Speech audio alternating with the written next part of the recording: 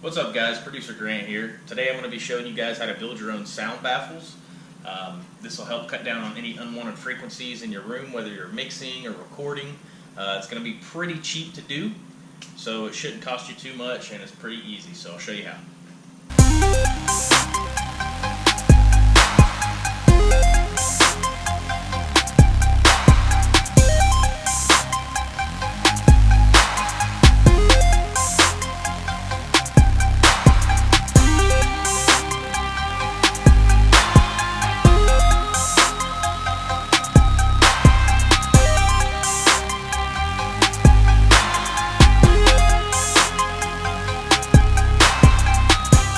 Here is just some 1x6, just plain Jane wood, nothing special. I think it was about 10 or 11 bucks for an 8-foot section at Home Depot. You can get it at Lowe's, wherever, local lumber store. Anyways, it's going to cost you about 10 bucks or so for an 8-foot plank. Anyways, I'm just going to go ahead and cut all of my long boards at one time. I have the luxury of doing that. If you have a table saw, you can do it. If you have just a skill saw, however you see fit, as long as you can cut a pretty straight line, that's all you guys need. So what we're going to do is we're going to cut these down into 48-foot sections, and then we're going to throw some other wood on there, and we're going to cut them down into 15-inch sections. So let's get to it.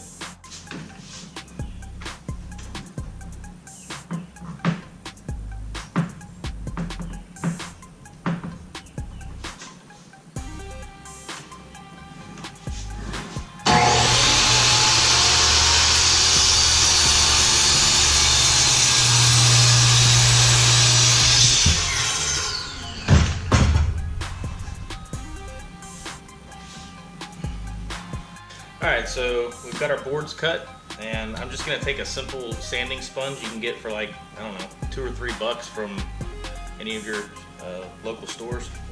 And I'm just going to kind of get the little rough edges and stuff off of these boards. It's not that big of a deal. I'm not trying to make this like super soft or anything like that. Just trying to knock off some of the splintered wood.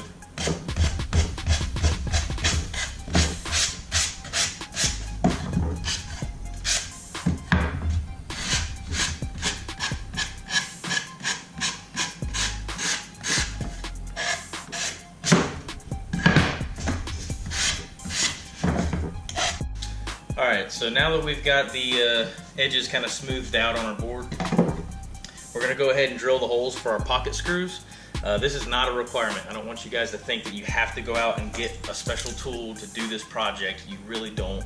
I'm just doing this because I like the way it looks. It looks a lot neater. You don't have screws showing on the outside of the wood. So basically what's going to happen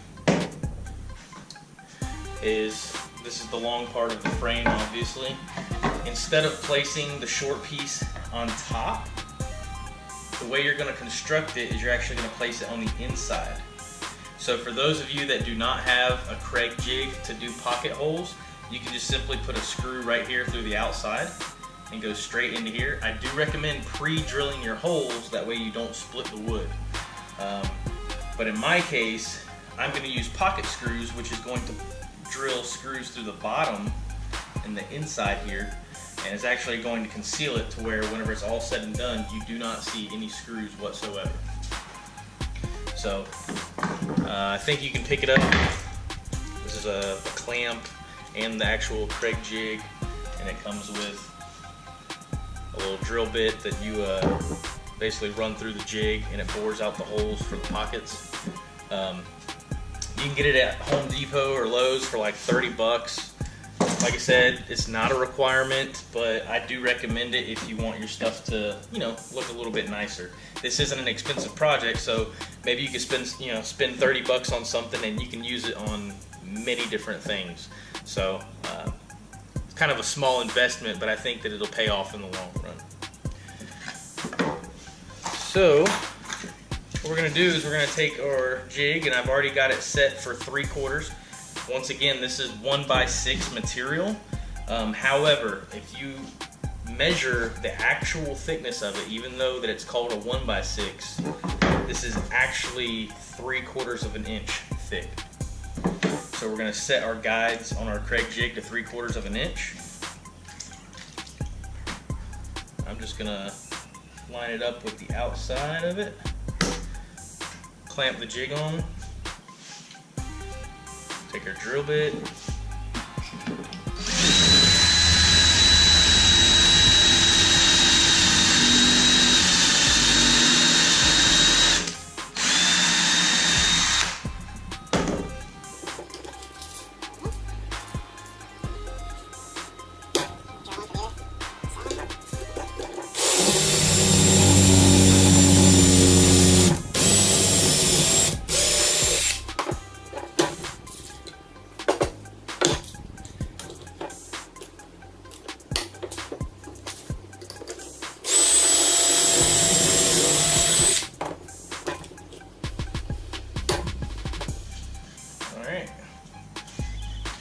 So what you have are some little pocket holes, and the screws go in at a diagonal and they're completely hidden. So this will actually be the top of the frame. Pretty neat. Alright, so what we're going to do now is go ahead and attach the top portion of the frame, or the bottom, it's the same board. But we're going to attach that to the longer pieces of the frame using these pocket screws, little square tips. I don't know if you can see that or not, I don't know. But anyways, just going to line this up.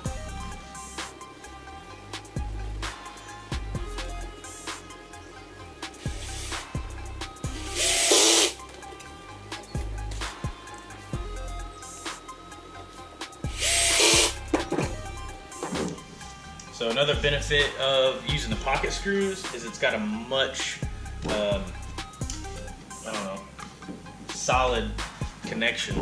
It's going to be more sturdy, more reliable than just putting screws through the side of it. Like I said, I'm not a salesman for Craig, but I just love that thing. So you guys should YouTube a video on how to use them or whatever. You'll probably want to go out and buy one anyway. So. Alright, go ahead and do our other side.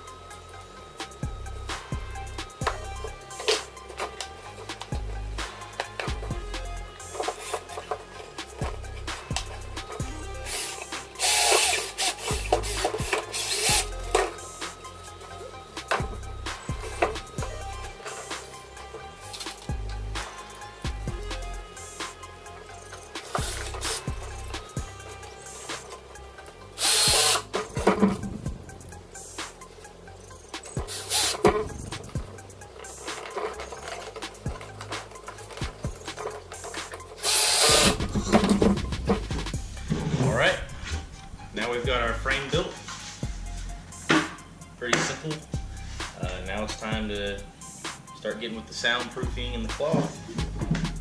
So I'm just going to take a minute and I'm going to clean up my garage floor real quick. Probably sweep it and use the air compressor, kind of blow all the sawdust and stuff out of here so it doesn't get all over my fabric. I made that mistake already. So. Alright, for fabric, we're using black felt. You can get this at Walmart or any kind of fabric store. I think this ran me about $4 for a yard. So what I'm gonna do is I'm gonna cut this. I've already got it cut to 51 inches long. Just a reminder, our frame is 48 inches long. So what we're doing is we're creating just a little bit of slack on all sides. That way we can staple on the inside of this frame. So we're gonna do this at 51 inches long. And remember, the inside of our frame is 15 inches wide.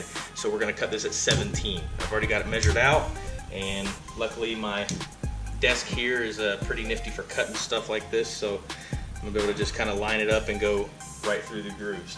So.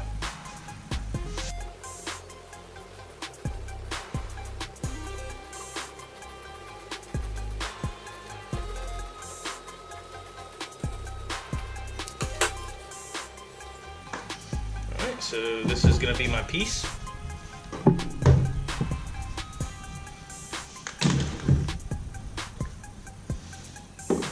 Alright. You're going to want to put the cleanest side that you have face down. And you can always take a lint roller or a vacuum. Well, I don't really recommend a vacuum because it'll kind of fluff things out a little bit, but you can use a lint roller or something afterwards to kind of really finely clean the felt off. So anyways, let's get to it. Alright, so we're going to take our felt material. We're just going to lay it on the inside.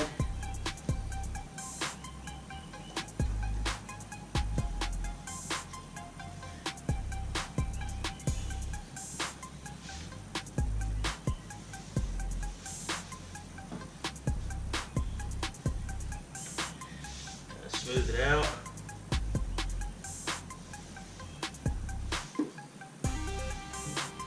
Okay.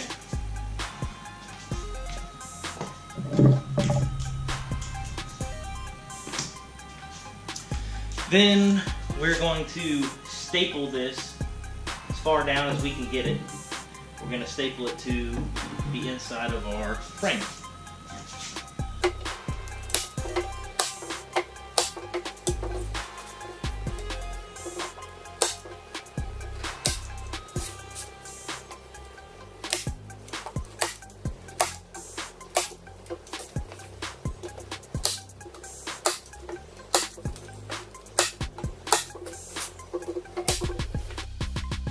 Alright, so once you've got it stapled on the inside, what we're going to do is just take some scrap cardboard.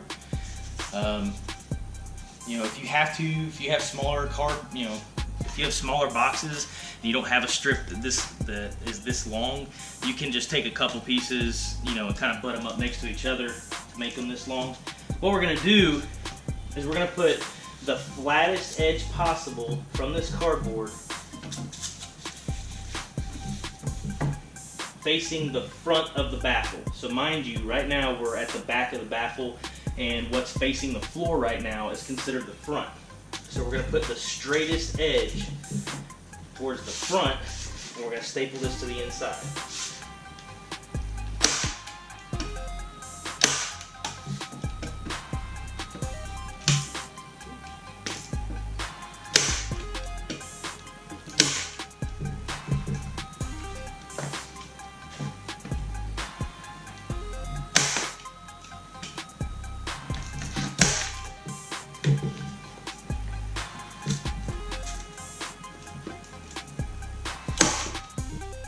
Once you get the cardboard edges stapled in there, we're going to go ahead and place our insulation inside the frame. We made the frame 15 inches wide. The insulation is 16 inches wide, which is perfect because it adds a little bit of resistance for it to kind of stay put in there. So this is Roxul Safe and Sound insulation. You can get it at Lowe's. My local Lowe's had it in stock. Home Depot did not. From what I hear, it's kind of a hit or miss whether or not they keep it in stock. You might have to order it.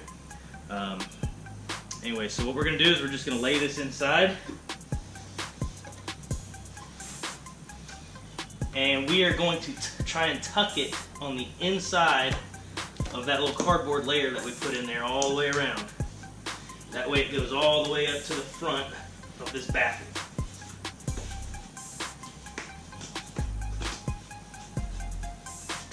That holds it in there nice and snug. You might want to wear gloves. This is fiberglass, so it will make it itch. I don't really recommend doing it barehanded like this, but if you're hard-headed like me, you just want to get it done, whatever.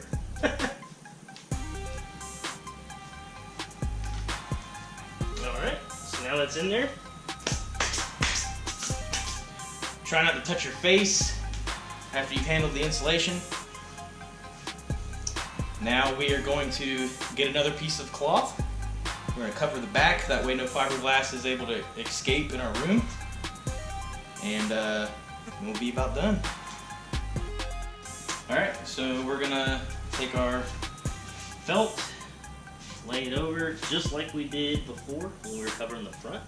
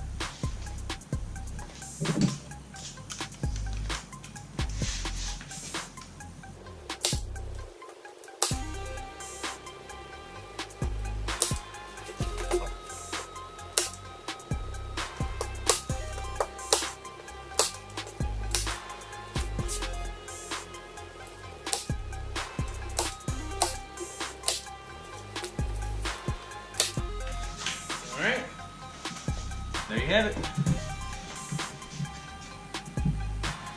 Pretty neat.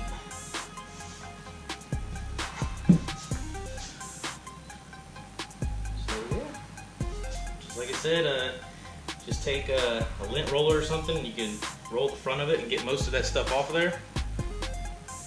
Make it look nice and clean and hang it up. You can stain the wood before you do anything with it. After you put the frame together, if you want to stain it, before you put any fabric or insulation in there, choice is up to you. Probably look pretty good, but honestly I don't care. I like just kind of the natural plain look. So alright, well, let's go hang these things up.